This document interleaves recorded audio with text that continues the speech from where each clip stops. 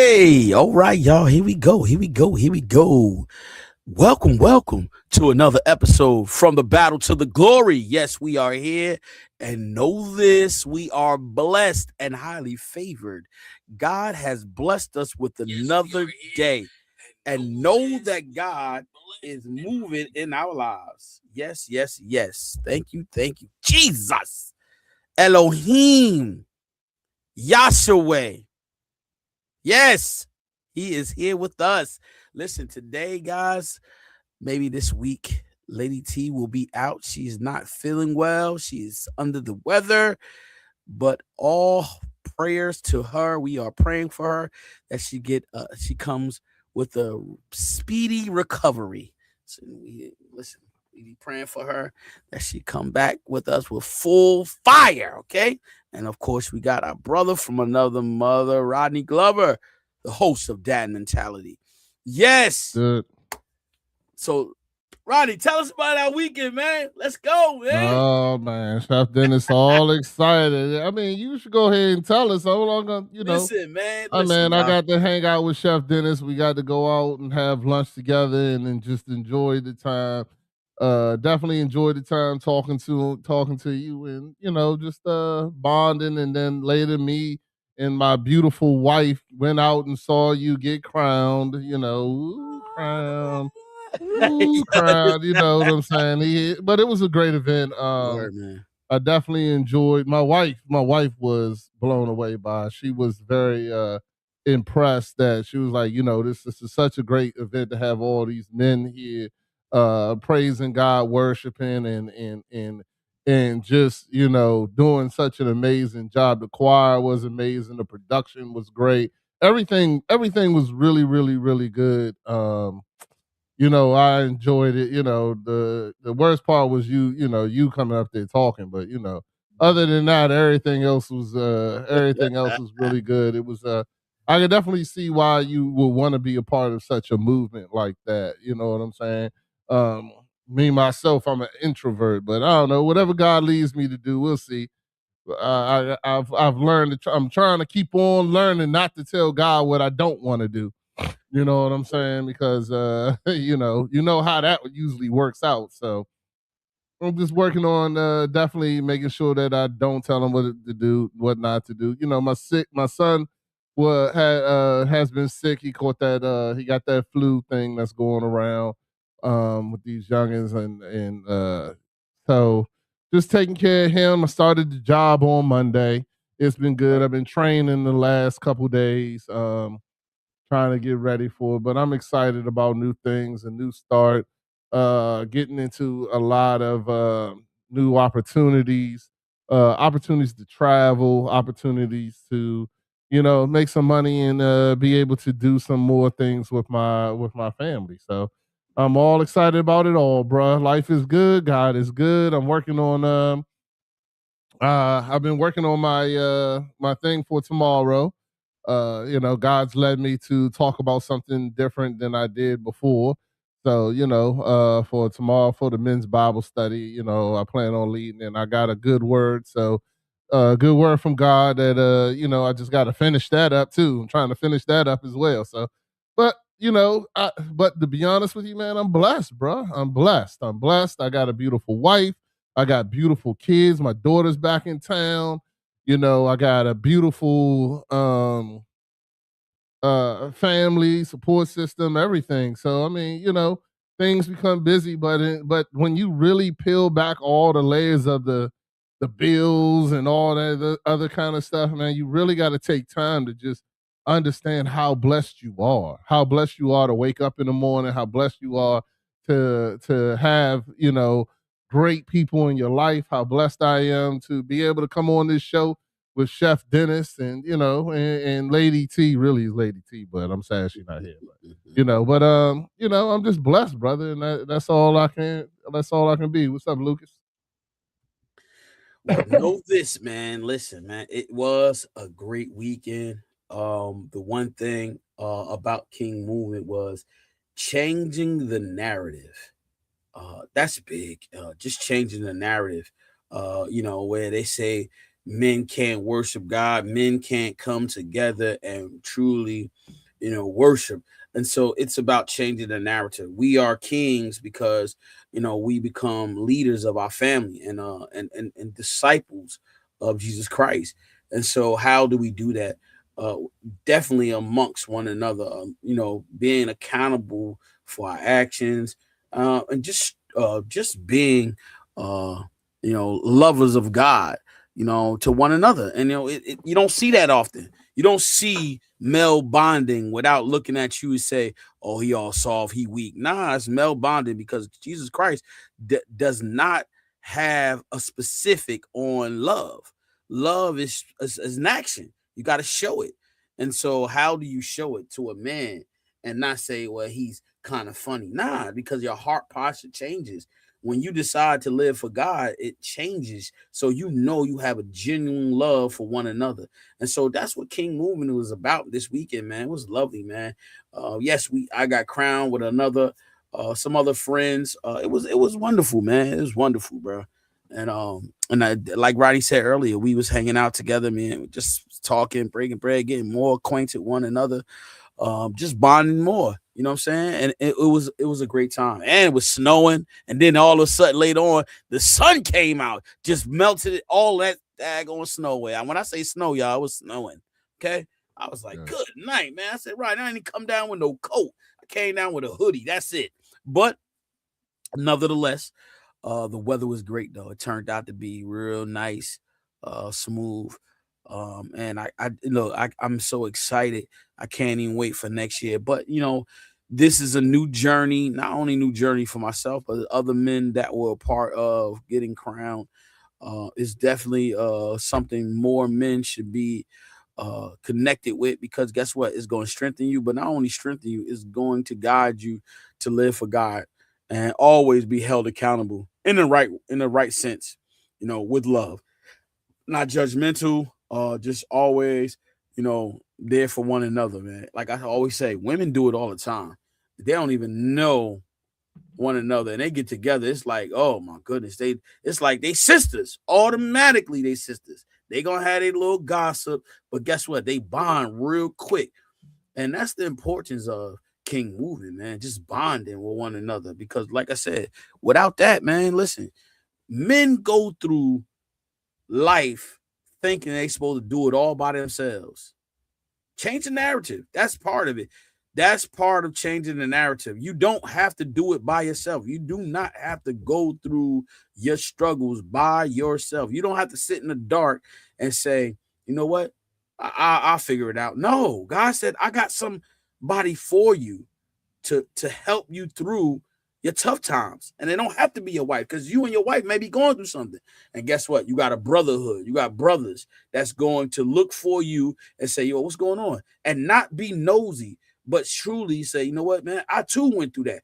And that's the way. That's the way. I too went through that. So guess what? Now you encourage them because look where I'm at now. Because I've been through that. And so we need that. We need that encouragement. You know what So I'm saying?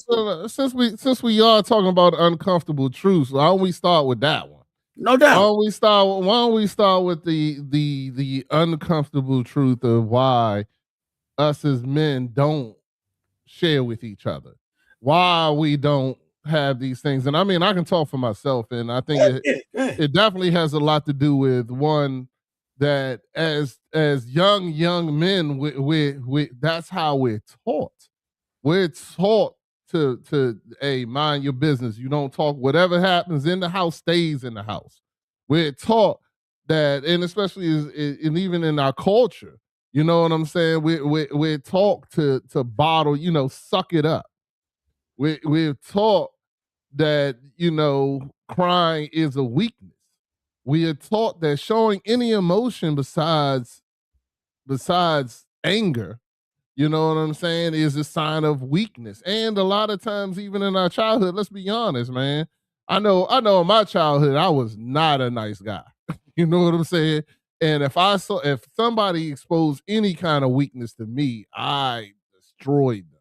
You know what I'm saying? And that's something that I have to repent for now, and something that I've worked, I've already asked for forgiveness. But you know, it's a lot of it's a lot of childhood things that we did as children, or that our parents even instilled on us, or the neighborhood instilled in us.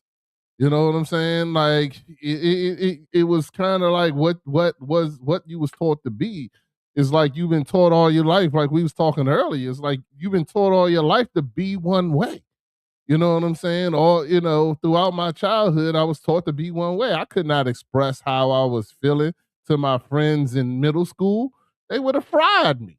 You know what I'm saying? Mhm. So, I mean, it's definitely something that I feel like we need to change now with our kids and with the kids that we run into, and deal with and things like that, because it shouldn't be that way. It shouldn't be that way, that we have to feel like vulnerability is some type of weakness. So, but that's truthfully why these things like the King's movement is important. Why things like, us as men being working with the youth group, us as men working with our children and things like that, to, like you said, change that narrative. Because but it is an uncomfortable truth, though. It took me a long time to be willing to be vulnerable in front of people and be okay with it. You know what I'm saying? Even now, being on this show, being vulnerable, I get text messages, I get things like that. But now I'm so secure in God and so secure in myself that it don't bother me. You know what I'm saying? But it should be a point where we can have these conversations and people don't, get upset or try to belittle you because of it. I don't know D- what you think, Chuck. no, just think about this. Like you said, Rodney. Childhood trauma keeps you in a dark place. Let's say you've been abused, yeah, physical abuse. I ain't talking about sexual. We talking about physical. It keeps you in a place of quietness, and then when someone brings it out, it gets you uncomfortable.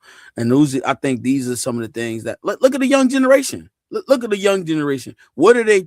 They're focused on money, fashion, and how do they come out of something when they were broken as a child nowadays? How do they come out? We have to be men like myself and yourself.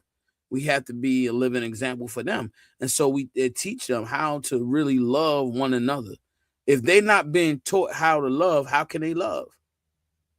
They have this sense of idea what love looks like by TV, by social media. No, because that's not real love. Yeah. Real love starts from home. If you're not getting it at home and you getting out in the real world, it doesn't mean that you can't get out in the real world the right love. But let's be real. Social media has these children thinking what love is about money, what love is how to have a good relationship, a good marriage, how to go into a good marriage. They selling sex outside of marriage.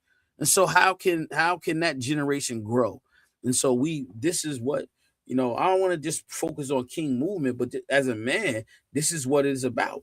Teaching the young generation and being an example, standing in the gap for them, so they'll understand what it is to be a man and a husband, and what it's supposed to be like. Everybody's marriage is going to be different, but we still have a standard and how to truly love our wives, our children, not just yelling at them. You yell at your child every day. What's going to happen? They're going to have this sense of I'm always getting yelled at. So what kind of emotion rod are they on? If you wake up in the morning, get up in the morning, yelling in their ear. As soon as they wake up, you yelling in their ear. You're not coming in and say, "Good morning, come on, guys, it's time for school," but you yelling. What kind of How do they feel when you yelling at them in early in the morning? When you come home, they're yelling.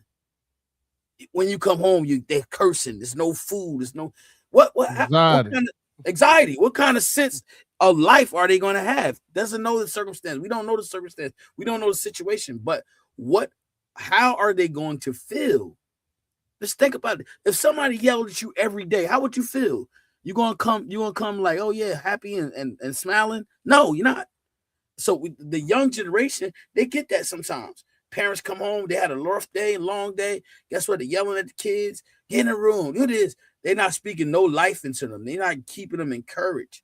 So now you building up this young man and this animosity, this rough place. Guess what? They might go in their room and cry, but they won't cry in front of dad because why?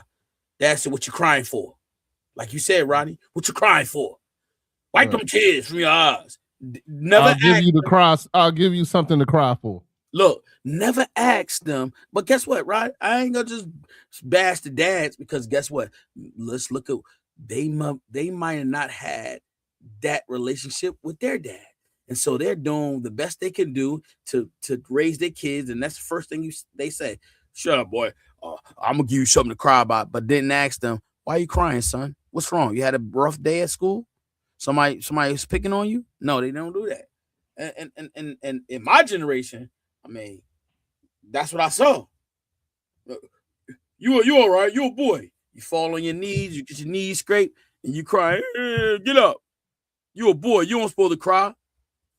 Mental. Yeah. You know what I'm saying? And so these men grow up not knowing how to live a life of lack of lack of emotion. Well, the word is emotional intelligence. Emotional intelligence, exactly. Yeah.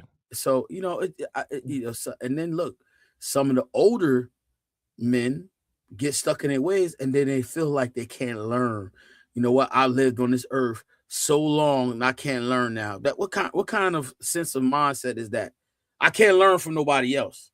I may be doing it wrong, but now here it is a young person, younger than me, living right and trying to explain to me, oh, well, you can't think like this. I'll give you a prime example. Somebody says to you, Rodney, I know God is real. I don't believe, but I know God is real. What do you mean? I don't understand that statement because if you know he's real, but here's an uncomfortable truth for you.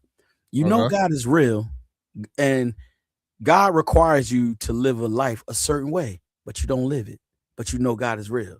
If He tell you this is how you're supposed to be, but you don't live the way you supposed to, how you know God is real? Well, you can know. For a long time, I knew God was real. But sometimes you don't know something, and I'm just playing devil's, but I mean, the thing about it is you only know what you know. You know what I'm saying? So once you know God is real and you start developing a relationship with Him, then you'll start learning that things. The great thing that the world has done is convinced us that sin isn't sin. And you may grew up in a house where this wasn't a sin, where this was normal. This was, like you said, you wake up every day, your parents wake up every day cursing you out. You know what I'm saying? Your parents wake up every day. If that's how your life is, then you don't know the difference. Like, for instance, I can give you a great instance. Yeah, go ahead. But Danny Humble, I can say his name, I don't even care. Danny Humble was the white kid in my neighborhood, right? And I had the real black kid to white kid experience. I went over his house and he got all the games. He got his room he got all the games. He got all the junk. I'm like, oh yeah. So I come in this room and we sitting there, we playing Nintendo. I can tell you this like it was yesterday. Double Dribble. Playing Double Dribble. His mother come in the room. His mother come in the room and was like, how you going to have company in here with this dirty room, blah, blah, blah. And he turned to his mother and said, B, get the F out of my room. Huh? And I said, what? You know what I'm saying? I went and snatched my Nintendo controller out of the joint, right? Popped, my game was on the joint. I took my game, I put it in my bag, and I went home. And not only did I go home, I went home and told my mother what happened because I was worried that his mother was going to call my mother and said I participated in that. I was terrified, bruh. But then I call my wife, my mother tells me, some people don't, that's how they're going at home. And then I was over there another day, and his father that's the only thing he called his mother. His father he called her a B every other word. And this is how their house was. And Danny Humble didn't know better. He thought that's how every house was. He's sitting there telling me that, yeah, that don't happen in your house. I'm like, no, not at all. No, in no way possible does that happen in my house. You know what I'm saying? Nah, no way possible. And guess what? Some people don't know. The thing is, you only know what you know. Now, once you get a relationship with God, God will start convicting you on these things. You know, and I've had several guys that I've talked to and mentored and told me that was their house. Like they thought calling their wife these names was almost a term of endearment, because that's how much and how what you call it. And you know, it turns out in Danny Humble father was aggressive and stuff like that. And I mean, yeah, that job was crazy. But you know, it just happened. That's just somehow how some people's lives are. But the thing about it is, and going back to what you're saying, you can know God, but you don't know God until you build a relationship with him. You know what I'm saying? Like, you know he exists. You can believe that he can exist. God could have performed a miracle or performed something in your life that lets you know that there was no other way you would have got out of this except for the grace of God. And you can understand that he exists, but you don't know his ways until you build a relationship with him. I think that goes back to the whole conversation that we always have about, you know, when people go to churches talking to Desmond, you know what I'm saying? Like when you come in here and you just start inflicting things on people like, oh, you got to do this, you got to do that, you got to do this. You got to first help them build a relationship with God, because now they don't understand. Half the time people don't understand when you just throwing rules and regulations at them left and right. You know what I'm saying? They don't understand that what's going on, the real purpose of these rules, the real purpose of these regulations, unless you have that relationship with God in mind. That's just my opinion. No. Hey, listen. So I was doing some homework, right? And just here's some uncomfortable truths for you. 7 types of people you shouldn't have in your life. The unrepentant. Stop helping those who refuse to change. I said they refuse to change. The unrepentant. They said, I ain't repenting to no God. So why would you be in the midst of people like that? They refuse to even accept God. Those are people you need to know. If they're in your life, you don't need to have them in your life because they're not doing anything. This is about discerning how to have the right community. The manipulator. That some people don't want to help. They want to control. The manipulator. They want to control you. They don't want to help. They want to control. And then you know the division. The division, they like division. They like to have separate. They like to keep you in that type of space. God will not bless those who divide his people. He ain't gonna bless nobody that divides. But sometimes these people don't know that now don't get me wrong, there are people that do know that they are these things. But there's some people that don't know that they're these things. There's some people that actually have, and I'm being honest, you know, and just, you know, I'm not saying that this is always true, but sometimes there are people that have good hearts that don't know they have that spirit. You get what I'm saying? Like they generally had. Now there's some people that just know they got that spirit. You know what I'm saying? So you got both parts, but I do believe that it is at some point that there's a difference between, like, the first one you talked about, the unrepenting. You know, there are people that are definitely like that. You know what I'm saying? But there are people that don't realize they have that spirit. Because like I said, I'm a real strong believer in that people that the world has done a great job in making things that are sin not look like sin, look like it's normal. You know what I'm saying? I mean, you look at TV today, they're trying to normalize a lot of things. They're trying to normalize. I talk about it all the time. Like, you can't even watch anything without them trying to put some kind of agenda or some kind of narrative down your throat. You know what I'm saying? Because that's what they want to do. They want to normalize some things, because some people don't realize that it is a sin until you have that uncomfortable truth type conversation with them. Some people don't understand that what they're doing is narcissistic. So, yeah. How you doing, Harrison? And I know what SITL means, sir. Y'all don't gotta have y'all little secret code and everything. I was there, sir. I saw you. I saw y'all get crowned and everything. So, but no, it was a very good. I don't know if you heard the first part, Harrison, but it was a very great event. I did enjoy, seeing you guys getting crowned and stuff like that too. And I don't want to, I mess with Chef Dennis, but I don't want to diminish what the King movement is doing and what I see that it is definitely a great thing. So, but y'all don't got to try to have your own little secret code. That's all I got to say. So anyway, but go ahead. I'm sorry. We back.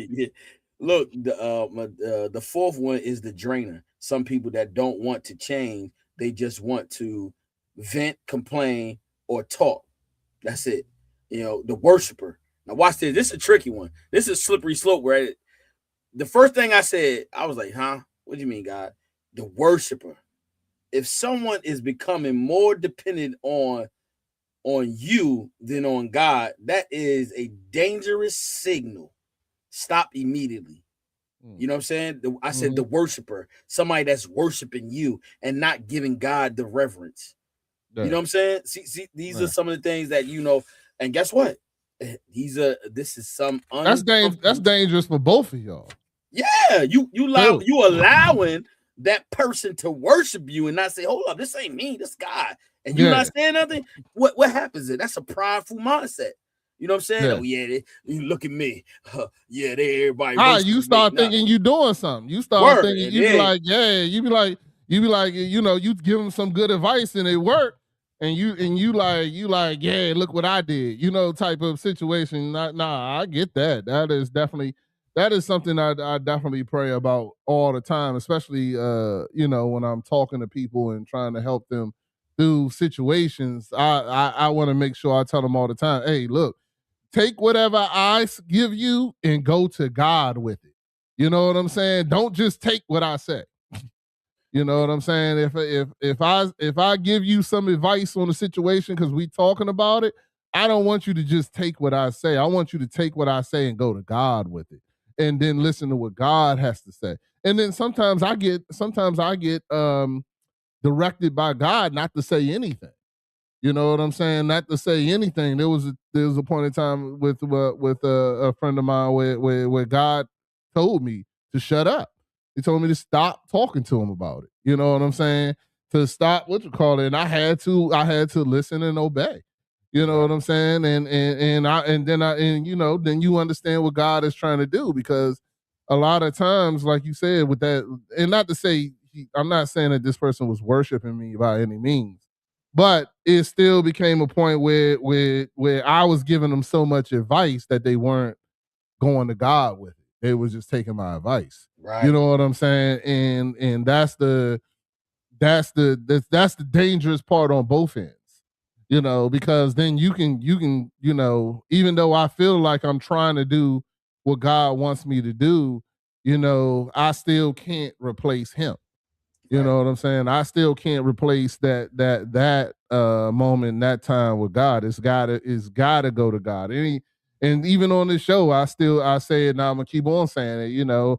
If I do give you advice or you do hear something that applies to you, take it to God. Still take it to Him.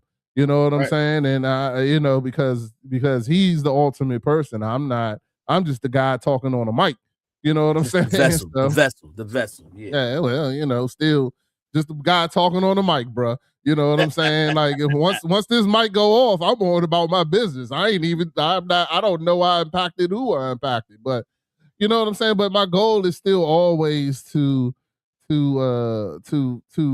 lead people to build that relationship with God. You know what I'm saying? To build to lead people to understand that God is great and understand that, you know, if you take it to him, he will take care of you and have that faith and have that that blind faith. You know what I'm saying? To know that God, anything that God is leading you through or anything that God is taking you to, is going to be for your good, even if you can't see it right now. You know what I'm saying? So. I got two more things, right? Before I get into those two things, those two two different types of people that you want to keep out your life. Let me ask you something. You were saying something, and it had just came to me. So Rodney, so look, check this out. How do you tell somebody, right? They're going through. Right? I'm talking about they going through. How do and they don't have a relationship with God? How do you speak to them so they begin to have a relationship with God? They don't want to hear nothing about God. So, and I know sometimes I want to hear your answer though. How do you speak to them, encourage them to come to God? And they going through. I'm talking about they might have lost their house, they might have lost their car, they might have lost a loved one. You know what I'm saying? And now they in a position they don't know where to go. How would you lead them to Christ and try to encourage them to be encouraged to come to God, because God can do all things? How would you tell them? I tell them my story, bro. Okay. I believe that my testimonies, and I say it with the S, Mhm. my testimonies are the best way for me to connect with someone. You know Okay. what I'm saying? Because no matter what they're going through, and then the other thing is sometimes you gotta obsess the thing, because like you said, some people don't want different. You know what I'm saying? They don't want change. If I'm telling you all these things, you tell me, "Oh, I don't want to believe in God," then I'm gonna stop talking to you. Because if you're not at that place, then I'm a believer. Then I'm going to wait till you get there. You know what I'm saying? Because I believe that God. Look, man. So here's something I believe that's kind of like an uncomfortable truth. I believe that God is going to get you to the point where you'll look up at him. You know what I'm saying? Sometime in your life, I believe that every one of us has been in that position where we had to make a choice. There You you know go. what I'm That's the saying? key word right there. Where Choice. we had to make a choice. And I Mhm. believe that sometimes people are not there. For a long time, I wasn't there. For a long time, I was running from God. You know what I'm saying? But there becomes a time where you got to make that choice, and God will get you to that point where you got to make that choice, and you can make it. You know what I'm saying? And my thing is that when people, like, I talk about my nephew all the time, my door's always open for him. I love him to death, but I keep on telling him the same thing. Call me when you want different. Call Yeah. me when you're tired of that life. Call me when, if you're not calling me during that time, then I ain't got nothing for you, bro. And that don't mean I don't love him. I love him with all my heart. But at this point, I can't help you. If you don't want help, I can't help you. Because if no matter what I do, if you're just gonna run back to the streets, then like sometimes like Philip Anthony Mitchell say, then I'm pray you to the streets, bro. Like I can't do nothing to you. I gotta wait until you hit that bottom. And when you hit that bottom, I'll be here. You know what I'm saying? My door will always be open, but if you ain't hit that bottom and you don't want different, then there's not much I can do for you. You know what I'm saying? There's not much I can do for you, because then I can introduce you to the person, and all I'm going to do is introduce you to the person that can get you out of that. The person that can help you get where you change your life. You know what I'm saying? Meeting God is a life changing event. You know what I'm saying? And it's not for the faint of heart. You know what I'm saying? Because a lot of people think it's just rainbows and unicorns or something. Like, Mhm. oh, now I gave him. yourself to God, now everything's going to be good. Nah, bruh. It's not. Because now God got to change your heart. And believe me, that's a lot harder. In my opinion, changing my heart was definitely difficult. God made it a way and gave me the strength. And because I can rely on him, I was able to do it. But let's be honest, you're going against yourself daily. You know what I'm saying? If that's not an uncomfortable truth, I don't know what one is. Go ahead. No, I wanted to chime, and it's not the same a refute or a rebuttal or what you said, right? But I always when I hear people say this, God changed them. No, your desire to live for God changed. God don't, because if God changed your heart, right, then it wouldn't be free will. So as you continuously seek out God, that's what changes your desire to live for God, your desire to study his word, to show thyself approved. And what does that consist of? You reading the word of God, praying to God that God fix me, renew me. You got what I'm saying? So I don't God, I don't know if you have a habit that you love. I don't know that. No, I'm just talking. I don't know if you have a habit that you love. I love alcohol. I actually like drinking it. Oh, you know what I'm saying? To. Wait a minute, let's clear that up. You used hold on. No, I currently still love alcohol. Oh, you do? Oh yeah. Okay. Right. I currently do. Yeah. So this is what I'm. But hold on, let me finish. Yeah. Because you said what you had to say, and this is why I believe that God took it away. Now he took it away because I asked him to. There you go. He took it away because I get it, but that's it's still the key word. But here's the thing: you said that I want to change for God. No, I would love to have a drink right now. Okay. If I could make my favorite drink, I would. You know what I'm saying? I can make my favorite drink, but I'm choosing not to. But just like every day, I choose not to. You know what I'm saying? Every day that I choose not to get drunk is a choice that I make. But God I believe, and you don't have to agree with me, but I believe that God took that desire away from me. God took that desire where I could have a drink and don't desire anymore. You know what I'm saying? But back in the day, like back in the day, a half a gallon was Tuesday. Like I drunk a half a gallon almost every day, bruh. I went to the liquor store every other day to buy a half a gallon. So you can't. It's hard for me, being who I am, to sit here and say I did it I did it because of my love for God. No, I didn't. I actually still like alcohol. You know what I'm saying? So I don't know. Maybe I'm not there yet. I just don't get it. To me, it's God. It ain't me. It ain't me at all. No, I got you right. So look, that's where deliverance come from. You ask God. See, so when you say God deliver me from that, that's when God intervenes and changes, because you ask him to deliver you. You know what I'm saying? But he changed my heart. I didn't. Because you asked him.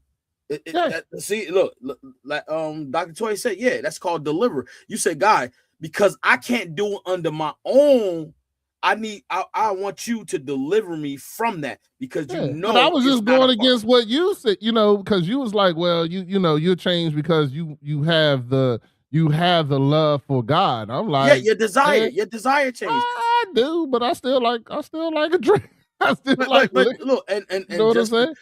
And to show the audience, to show people that it's not a perfect, it's not a perfect life. That's what we teach at, and that's where the deliverance come at. Because guess what? In due time, you pray God to deliver you from that. Guess what? You won't even have a taste of that. You won't have a desire for that, because God will remove it in due time, because it's a process. A deliverance is a process. Don't happen overnight, because guess what? God already know that you're going to fall to it. And so it's a process. It's a process that has to happen, because that's where your growth come at. You look back and you say, wow, look what God brought me from. Look at his mighty works. You understand what I'm saying? And so that's where it all boils down to, at the end of the day, that's where the most important thing is, asking God to deliver you from whatever. Because I always like we talk about this all the time. I always say, I always Dr. say, Toya. what? Nah, she said deliverance can be instant too. Okay, Yeah, it no, can be. it can be. We're not arguing. I'm not saying that. I was just saying I agree with you. Yeah, I get Yeah, it. I get it. it definitely can. Hey, you ain't called So Dr. T? You send Dr. T the link. Tell her to come on and join us. no, she got a show tonight. She got a Oh show yeah. at 7. Yeah. Oh, okay. It's hers. Is I would have. But we Sarah? talked. No, we actually talked today, and Okay. I was going to ask, but then I realized that today is her day. Yeah, Dr. Toya, I had to tell you the King's movement was good. I'm not going to join it, but it was good. You know what I'm saying? Don't say that. I'm not joining it unless God asks me to. But I don't think. All right. You know, look, man. At this point, what? I'm good though. Yeah, yeah. He gonna have to get me a sponsor then, cause I'm about to get you a sponsor. Yeah. For me to join, I need a sponsor. Like, yeah, it's gonna have to be some things. I don't know. We'll see though. Yeah, it's good. It was a little. It was a little fraternity-ish. Dr. T. It wasn't cultish. It was more fraternity-ish. But you know, I let it go. Hey, you know what I'm saying? Hey, Rodney. But it was a good thing though. Hey, Nah. Dr. T, it was a good thing. It was a lot of great, having a lot of great men in one place worshiping God like they were doing was amazing to watch and be a part of. You know what I'm saying? But I'm good. My wife called it what she called it? She called it a mega side Jesus. That's what she called it. I was getting ready to say to you, Rodney. That's the look. What fraternity you know? Look, I said fraternity-ish, Harrison. I know, but look, that's right. Let them know, baby. Let them know. I don't need no King's movement guys showing up at my door tomorrow. Look, watch this. I was getting ready to say it was a great thing. Yeah. A mega side Jesus. That's what my wife said. Yeah. That's it. Because, but at the end of the day, look, this is the thing. I could be wrong, which I'm not. I'm gonna stand on this. I don't know any fraternity that stands for Christ like that. Nah, I don't know any either, but I'm just I don't know none. No fraternity. I know one now. All right. That stand I know on one Christ now. like that. And it's not to knock anybody that's in a fraternity, but I'm just talking about any fraternity that stand for Christ like that. I don't know, bro. I don't know. You feel me? I don't know. So at the end of the day, standing for Jesus is something totally dynamic. Standing for Jesus is like no other. You know what I'm saying? So I don't know. Maybe there's something I don't know. You feel me? Yeah, I hear you. But at the end of the day, you know what I'm saying? When you standing for God, there's nothing else but love, but peace. Like I said, brother, it's good for you. I'm an introvert like that. I don't do nothing where I got to be a part of that. So, I mean, look, listen. You got, like you said, you got to be moved and see my main focus is and will always be is helping men come to Christ and understand it's a safe space to be in. Not only a safe space, but that's what we need, encouragement. Like I said, I'm gonna keep on saying the women do it all the time. They do it all the time. You know what I'm saying? And at the end of the day, that's where it's supposed to be. That's what the heart is. That's what the heart posture. It starts with the husbands.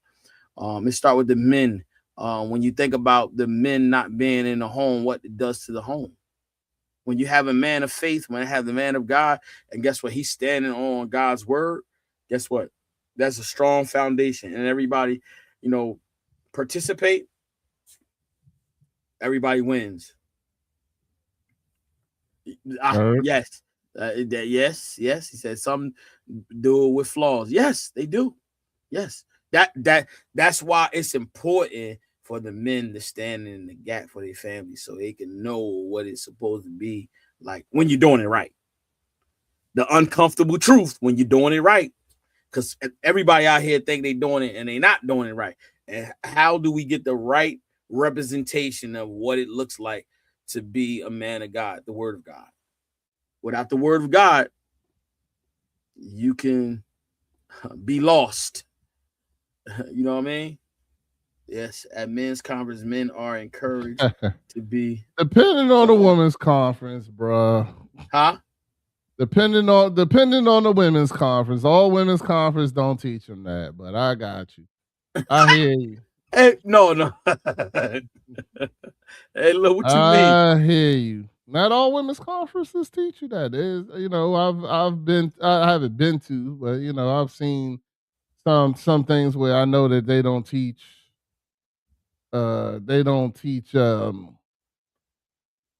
they teach women to be helpers, that the husband is supposed to be leader, and they teach them how to help them be leaders and things like that, and not be the boss of their household. Now a lot they might teach them be the boss in the court, in their jobs or whatever the case may be, but a lot of them will teach, when you ain't got to be, if you got the right husband, you know what I'm saying? You got to have the right husband. You got to be equally yoked as well. So, on both parts. So, you know, He said, I've been to several and I shared this with no aggravation. They teach women empowerment and it's not centered in spiritual and scripture. Yeah. yeah. See? No, I've seen that too. I'm not saying it isn't true, Harrison, sir. I'm just saying not all. That's all I said. Yeah, I said not all. That's all. But I've seen that too. I'm not saying it isn't it isn't not true, sir. I'm not saying it's not true. I'm just saying that it's not all. You just got to find the right one. You got to find the I right put one. it to you Speaking of like this. that, I'm Yeah, going to relationship. I'm going to my relationship conference. I signed up for that. Okay. I'm excited about that. For my, for my church. It's a great thing that we have in Virginia Beach. So I'll be Okay. down there. I'll be down there for that in late May. Okay. So we gotta talk about that too. But Okay. Hey, now check this out, Rodney. yes, I was, sir. I was just talking and the men uh they said, look, I don't know who AB it says in pod single is. men are not yoked. I look, I'm about to get into this right here. Watch this. It's crazy that he put that up there. Single men are not yoked. But listen, check this out. I'm gonna put this up there too. I was talking to a gentleman, and I said to him, it's important to where you get your counsel from. Let's say that you're a man that's looking to get married, and counseling should come from a person that's been married, that's married more than 10 years. What do you think about that? Do you think a person that's getting ready to get married? Nah, Okay, what? Hold on. Go ahead and ask your question. I'm sorry. I said a person that's getting ready to get married versus getting counsel from a person that's never been married. No. Huh? No, if I go to counseling, me myself, if I go to counseling, it has to be a first of all, I want a man, I want a Christian man, and I want him to be married because I want him to be able to relate with what I'm talking about. If he can't relate with what I'm talking about, then I don't care about how many years he went to school. I need you to talk to me from experience. You Right. know what I'm saying? I don't need for you to tell me what the book tells you to say. I need you to tell me what you actually did if you have a successful relationship. You know,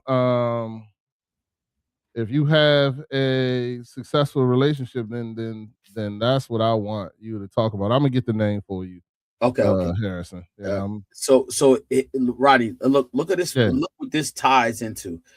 These the last two types of people that you don't want to be, entangled with. The willful rebellious. If they know what God requires, but consistently choose to rebel and resist, you cannot walk with them. This last one, the Okay. distraction to your mission. Not everyone in your circle is connected to your calling. And we talk about the counseling. Where do you get your counseling from? And so these are the things that men don't look for. If they do, they go into the wrong hands and they get the counsel from the wrong people. And so now that leaves them in a disarray, or if not disarray, it leaves them in a place of sadness, misery. You know what I'm saying? Yeah. Uh, So it just says so, Elevate Church presents Happily Ever After Relationship Conference. But if you go to Elevate Church VA, you can sign up. I know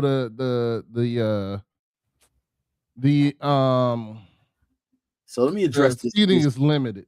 Okay. First of all, so we got a new person up here. We understand that we are in a spiritual warfare. You say principalities. Yes, we are in a spiritual warfare. We understand that. And so, with that being said, you got to understand that this is a spiritual warfare. This is a spiritual attack on men of God. And so we understand what principalities is. And so there are demons that we can see. We understand. We understand what they want to come and do. They want to destroy us. They want to kill and destroy what we trying to do. What we're trying to do is live for God, live holy and righteous. And so in that, we understand that the enemy is going to come to distract us. He's going to try to derail our mission, our purpose. He is out to do that, and we understand that he's trying to do it, but he won't get no victory over here. Not with me, and not with Rodney, and not anybody that's trying to live for God. We understand that it's going to be attacked on our lives. We understand we have a target on our backs, but living for Christ, we stand for the love of God. We understand that we going to go through things. We're going to suffer. Long suffering comes for living for God. We understand that. We know the mission. We understand our purpose in life. And so, yes, we understand all those things. We understand we have an attack on our lives, because when we stand for God, there is an attack. We know that. We understand that. And that's why we desire to live for God.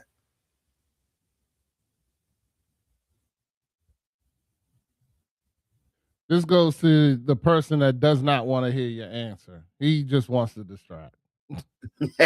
This goes right under there. That's why I didn't really, I wasn't really going to address him anyway, because he came in hot and not even, apparently he's never watched this show before. Apparently he's just coming in here trying to cause confusion. He's trying to do exactly what you just explained, because he before you can even finish answering, he already said, answer my question. I didn't need an explanation. So he didn't even listen to what you had to say. So this is another example of a person who just wants to be blinded and who does not want to have an actual conversation with us, who does not want to actually hear what we got to say and to hear what he has to say. So, I mean, you can waste your time explaining to him or answering his questions, but he don't want the answer anyway. So I mean, it's all good for him to come in the way he came in. Just let me know that it wasn't even worth talking to him, and because it is Rodney, what it is, brother. No, Rodney, Yes, sir. Look, uncomfortable truth. Oh, I'm comfortable. No, not you. I'm saying that's what it is. It's uncomfortable. It's uncomfortable for him. Yeah, it's uncomfortable for him. That's where it's at. Because right if he has to admit that he's wrong, or if he has to admit that that his belief isn't the right belief, then he'll probably lose his mind. You know what I'm saying? That's probably what his whole identity is based upon. So I mean, you gotta let all that go, bro. Like I said, if they're not willing, if they don't want the help, then you can't help, bro. You even said that. You know what I'm saying? So Listen, you want to understand God's posture. If you want to believe your sin is justified, then believe it's justified. That ain't all I can do is know that it ain't. You know what I'm saying? So the very fact that you had to even do what you did, it lets me know, you know what I'm saying, that you don't know what you're talking about. You want to just come in here and, like you said, distract, like you said, So But sometimes look, we had that on here before. Sometimes you gotta speak right to them directly. Hey, Somebody's bro. and you'll get one. I've seen you get into those days with like, hold up, now we not doing it. And exactly, this is a safe space, a conversation, and we trying to encourage. We ain't trying to distract. We trying to encourage people across the world, man. And just being open and transparent. Just talk Hey, about how we get a relationship. let's- How do we there you go. get this relationship? That's the question. Hey, If you it don't isn't. have a We relationship, may- yeah. people think that just because we're here on a mic that we are trying to change people. You know what I'm saying? Oh, we're trying to make you believe our opinion, and our opinion is fact. Hey, bro, you ain't gotta believe what I believe. You ain't gotta do it all. But what I can tell you is that if you do get a relationship with God, your beliefs will change. Mine did. You know what I'm saying? Mine did. I thought a lot of things that was happening in this world was acceptable. Like it's all right. Everybody's doing it. Well, guess what? That don't make it right. You know what I'm saying? We want to talk about the uncomfortable truth. Just because everybody's doing it is even more of a factor of that why it's sin. You know what I'm saying? Because because God's will and what God has for you is not it's like you would say all the time, Chef. It's the narrow path. If you're doing what everybody else is doing, then 9 times out of 10, you're probably not doing what God has for you. Because what God has for you is only for you and it's not for everyone. You know what I'm saying? And it's not for anyone to just uh uh force it down your throat. I'm not forcing nothing down nobody. I'm not forcing nothing on no one. If you don't want to believe what I believe, then that's fine. You know what I'm saying? But that don't mean I'm going to stop believing it. You know what I'm saying? That don't mean that you're going to change me because you came in and wanted to be disruptive, and all of a sudden now I'm supposed to what? Change my beliefs? That's just as much as I don't believe that I'm going to change yours. But I know God will. I know if you build a relationship with him, then he will. You know what I'm saying? He will change your beliefs. He will change your heart. He will change the way that you talk about certain things or certain what's the Topic. word? Certain topics. Yeah, exactly. So I mean, hey man, if you want to, whatever you want to do is up to you, man. I love you, brother, and I hope that I don't know if you a brother or not, or a sister or whatever, but I can't tell by your name. But I hope that whatever you looking for, I hope God gives it to you. You know what I'm saying? I Sure. hope God gives it to you, and I hope that you get understanding for the questions that you're asking. Because if you're asking us questions and you don't want the answer, then ask God. Talk to him. Talk to him, and hopefully you don't do the same thing when he answers. Hopefully you take the time to actually listen and process what God has to say to you, and not just, cut him off. You didn't even why ask the question if you didn't even want the answer?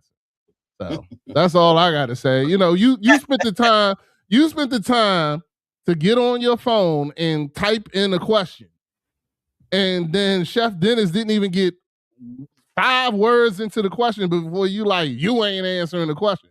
Well, then you was not even listening. You don't even know because you already didn't want the answer. And the problem is, we're gonna talk about some uncomfortable truths. A lot of people do that with God. A lot of people do. They ask these questions and they ask these things, but they don't want the answer. They want the answer that they want. They It's want the answer that the world tells them they should get. They want the answer that makes them feel all cuddly inside and good. I'm bringing out my inner T right now, my inner lady T. You know what I'm saying? They want what's gonna make them feel cuddly. They don't want the real answer that is for that, because they don't want that uncomfortable truth. That's what we Word. talking about, right? That's it. That's it, man. Look, hey, at the end of the day, man, let's talk about how do we get to that final destination? How do we get to that final destination? How? What we got to work on? We got a lot to work on. That goes for every. We all got things that we got to work on. We all got things that we have to be delivered from. We all have things that we have to constantly die daily in our flesh, constantly, because we all have different desires. We all have different wants. So how do we get to that point? How we get to that point of where saying, Lord, I just want to do all your will for my life. And so we grow on that. Like you said, Ronnie, you always say this: prayer, relationship. But guess what? In that relationship, you definitely got to have prayer constantly, because that's your Absolutely. Conversation with God. And guess what? Some people say, oh, I can't hear God. But guess what? Trust me, eventually he'll start speaking to you because you're in prayer. And it has to be consistent. You can't do it one day and say, God, or some he may answer you right away. Then sometimes this guy, he want to see the consistency. He want to see, are you being real? Because guess what? He already know your heart. So you can say, oh, Lord, help me, Lord. He hears your heart already. Guess what? 9 times out of 10, God has already shown you mercy. He's already giving you grace. How did he does that? Because you woke up the next day and you know you're not living right. And you still wake up. And you still able to go to work. And you still able to have a car and go to work, or the train or the bus. You still doing that. So you talk about God don't answer you, God hear you. But it's not about just hearing, it's about being doers of the word. And so in your relationship, in your prayer, you ask God to help you understand the purpose for your life. Help you understand, why am I in this season? Help you understand, Lord, I don't know how I got here. Can you reveal it to me? These are some of the things you got to ask God. Not me, not Rodney, not your wife, not your kids. You ask God, how did I get to this place? I really don't know. I really don't understand. How did I get here?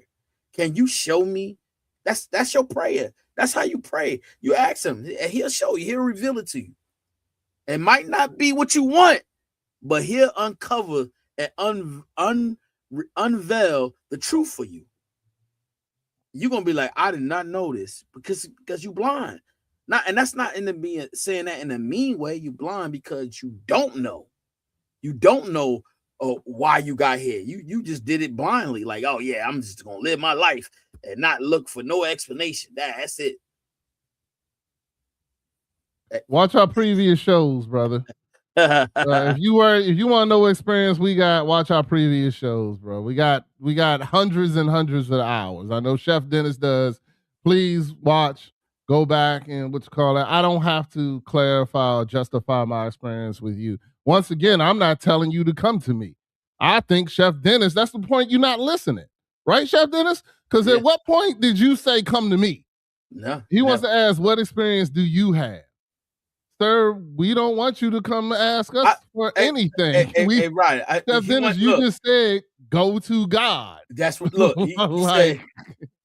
you say what? Look, watch this. He said, what experience do I have? All right, I'm gonna show you the experience. See, Rodney won't tell you. I'll tell you my experience. My experience is loving on God, loving on people, being a service to people, to show them how it is to serve God, what it brings to me. It brings joy to see other people serving God. It brings me great joy that when you living in the darkness and you come to the marvelous light, that's the experience.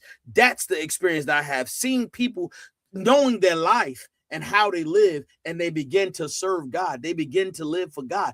That's the experience. That's what I had, to see them. And guess what? I too used to be there. I too used to live in the darkness. I too used to be homeless. And now look at me. Look at how I'm living right now. And I still knew who God was. And I still didn't want to live for him, but now I do. Now I serve him, and now I look at all the people that's around me that used to be the same way. Now they serving God. Now they worshiping. Now they learn how to pray. Now they learn how to worship God. That's my experience being in the darkness, coming to the marvelous light. Yes, that's the experience. That's the joy that I receive in serving God. That's why I do what I do. Not for man, I do it for God. God has given me the zeal to serve him, a zeal to show what it is to serve him, a zeal to show that, guess what? God loves everybody, but he wants you to come out come out of the darkness and come to the marvelous light. He is the marvelous light.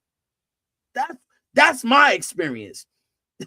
when I've been in all the car accidents that I've been in, I shouldn't have walked away, but I've walked away. So guess what? It brings me great joy to see others that's been in the same places I've been serving God, and especially the men, because guess what? Change the narrative of what a man is supposed to look like, what a man is supposed to do for God. That's what my experience is. I have literally seen God help brothers and sisters take away demons, bro. Yeah, this dude ain't listening to nothing. Or of course. Oh, look, it's hey, all good, hey, bro. I know, right? He said, "It sounds like It's all good. I've been outside." Yeah, I've been outside. Sound Not like barely. you I've barely been been outside. I outside. know. It's I've been all good. outside. Hey, bro, I've been outside. can we Yeah. stop giving this dude even acknowledge? Can we stop acknowledging him, But bro? at the end, look, listen. But you know, I will pray for my man. yeah. But look, at the end of the day, man, listen, that's the move to change the narrative with the King movement. That's going to resonate all over. And by the way, Rodney, check out Sunday. We're gonna be on the show Sunday too. Gonna be on what show? Harrison Family. Oh, for real? Oh, congratulations. A group of us. We're gonna talk about our experience. So that's definitely it's gonna be on Sunday. It's definitely gonna be an experience. Uh-oh. Hey, Rodney, you see this? I already saw it, bro. You already know. I knew that's where he was going when he said you've literally helped brothers and sisters fight demons. That's why I said no. I've seen God deliver brothers and sisters, because that's where he's trying to go. He's trying to go. You get those people who want to just take verses and don't know substance and don't know who was being talked to at that time and what they're actually saying. So they use it to whatever purpose that they're trying to use, and I mean it's all good, brother. I'm glad that you have read. I wish that you had a relationship with God when you did read, because if you have a relationship with God and you do read, then God will give you spiritual knowledge, sir. No experience looking children. I don't even know what that means.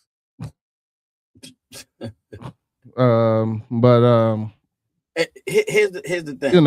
I'm glad you've read, and I hope you build that relationship, bro. Like I don't got nothing else for you but to tell you to build a relationship with God. That if you don't like what we're saying, if you don't like what we're saying, you can easily leave. But apparently you like it, or you want to be a part of it. If you want to be a part, just ask to come on the show. You ain't gotta hide behind comments. Yeah. You want to come on the show? You want to come on the show? Come on the show. You want to actually have a real conversation? Let's have a real conversation.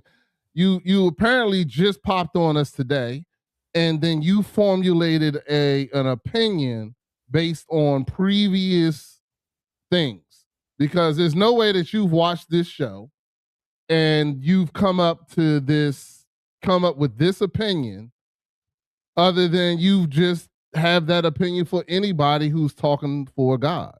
You know what I'm saying? Like, it don't matter who it is.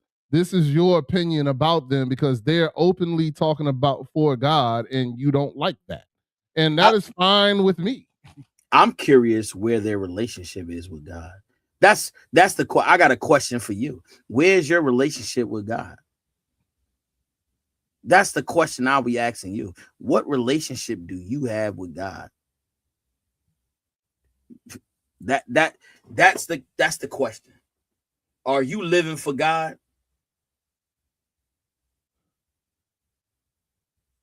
Is your life devoted to God? Yahweh? You can't fight for you can't be in a fight if you're not serving God. You got to serve God or you got to serve the devil, the adversary. Which one are you serving? Which one are you serving? You can either on day and night. Bro, you already know the answer. You already know the answer to this by how this whole thing has happened. So Hell yeah. I wish Lady T was here today.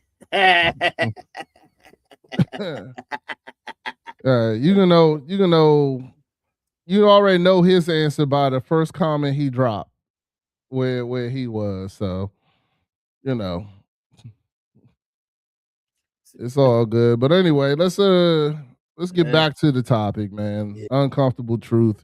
Yeah. It is the uncomfortable truth is which God are you serving? Which God are you serving? Let's look at that real talk. Like, who are you serving? Are you serving God, Yahweh? Are you serving the devil, Lucifer? Which one are you serving? I ain't talking about to this person. I'm just saying. Talking to me? No, I'm just saying. That's the question. Which, because you can't serve two masters. You only can serve one. So when you look at the world, come on, talk to me. Somebody out there. Well, he didn't answer the question, so that lets you know who he serves. Oh. So he's deflecting the whole time. So that's what I'm saying. But I mean, you knew that by the first comment, bro. So I mean, he has an agenda, and it's cool. I mean, you can have it. That's all good. But I'm kind of done with it. Like, if you're not actually trying to have a conversation, it's a waste of time for us to read his comments. And yeah, see, he can't even spell it. But man, bro. Listen. So tomorrow, man, we got somebody. I almost got confused with them. I thought they was talking about the Christopher that came on the show. It was his wife, but no, it's another Christopher. But so yeah, we have a guest tomorrow, and it's definitely going to be good and interesting. And so, at the end of the day, man, listen, you know what it is, Rodney. So, we're going to get up out of here, get ready for tomorrow. Listen, guys, stay blessed. Know that God loves you. Get the relationship, get the healing that you need. Be encouraged. Know that God loves you, and you will see the marvelous light. Seek out his face continuously. He's talking the fact that you're wearing a chain on your neck. That's supposed to be feminine. He's one of them. Yeah, God man. bless you, bro. I'm sorry. Yo, Harris, I see you, brother. God bless you. Yeah, bro. I'm sorry that strong in the Lord. Yes. We're not entertaining that. So it's sad when people read one book and then think they know it all. You know what I'm saying? Like, that's what I'm saying. Because the thing, I got one more thing to say, because I'm gonna say it real quick. And that's why you need the relationship with God. Because if you read a book and you just think that that's it, you're going to be confused. You're going to, because you're reading that book without God helping you, without God giving you that spiritual knowledge. When you read the Bible and you have a relationship with God, it's totally different than when you just read the Bible. Because you read the Bible and you'll be like this gentleman, and you'll be just taking it word for word. And if you don't have the relationship when you read to break it down to give you the spiritual enlightenment, then you just read things, and next thing you know, you're just saying, "Oh, chains make you a slave." Come on, bro. That is so pathetic. Because how does a chain make you a slave? You're only a slave if you're a slave in your own mind. You're only feminine if you're actually feminine. Nothing can make me feminine. An object cannot make me feminine. An object cannot make me a slave. Like, these things, if you're that easily convinced that you read somewhere chains make you feminine, and you're like, yeah, I believe it. And now you're coming to tell another grown man, oh, chains make you feminine. That shows you how much you don't you don't have a relationship with God. And I pray for you that you do have a relationship. You get a relationship with God, and you'll understand that God has control over everything. Nothing can control anything. So a chain can't make you feminine. If you have a relationship with God, you know that a chain can't make you feminine. A chain can't make you a slave. A chain can't do this or whatever else that he had to say that we are because of he just came in here today. You know what I'm saying? It's sad that that is what the world does. You know what I'm saying? And people get so confused because they just read something and they don't have any spiritual guidance. They don't do any research. They don't do anything. They just, because someone wrote it or said it down, it's a fact. And they don't even read it in context.